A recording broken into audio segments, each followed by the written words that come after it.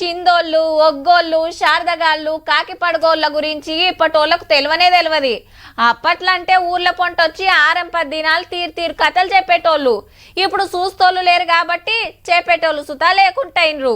ఈ సెల్ ఫోన్లు మల్టీప్లెక్స్లు కాదు, ఊర్లకు కలర్ టీవీలు వచ్చిన కంచెలే నాటకాలు వేస్తోళ్ళు లేరు, చూస్తోళ్ళు అంతకంటే లేరు. ఇంత కాన రాకుండా అవుతున్నాయి. కానీ గీడ చూడండి ఏం నడుస్తుందో.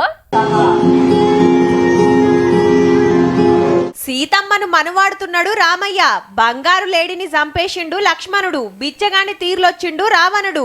సీతమ్మను ఎత్తుకోబోతుంటే అడ్డం పడుతున్నది గరత్మంతుడు, జాడకు పోతున్న హనుమంతుడు. రాముడు బాణం ఇడవంగానే కాలం చేసిండు రావణుడు.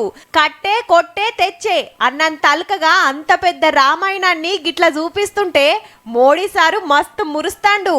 కానీ ఇది మనకాడ కాదుల్లో, బ్రెజిల్ దేశంలా ఓ యూనివర్సిటీలో చదివేటోళ్ళు నాటకం వేస్తే అందరు ఫిదా అయినరు అనుకోరాదు.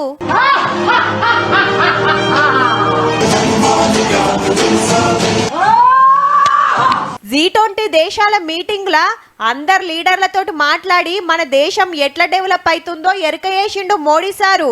ఈడికెళ్ళి సీదా గయానా దేశం పోతే ఆడ గీతీర్లు ఎదుర్కొన్నారు. మన ప్రధానమంత్రులు ఆ దేశం పోక 56 ఏండ్లు మరి. అట్లనే గయానాల అన్నిటికంటే పెద్ద అవార్డును మన సార్కిస్తున్నారు.